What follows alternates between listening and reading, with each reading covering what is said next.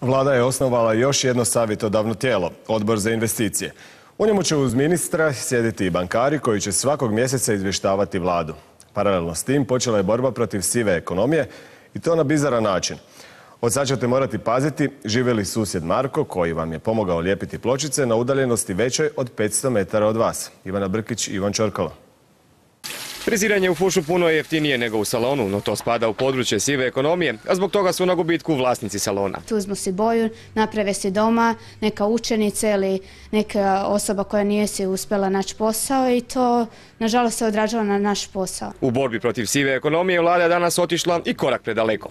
U buduće friziranje u fušu, popravci automobila, kuće, berba grožđa, uređivanje vrta, svinjokolja mogu se obavljati samostalno ili uz pomoć prijatelja koji žive u susjedstvu do 500 metara. Oni na većoj udaljenosti ne mogu besplatno davati susjedsku pomoć, osim ako nisu srodnici do 4. koljena, sadašnji ili bivši supružnici ili izvanbračni partneri.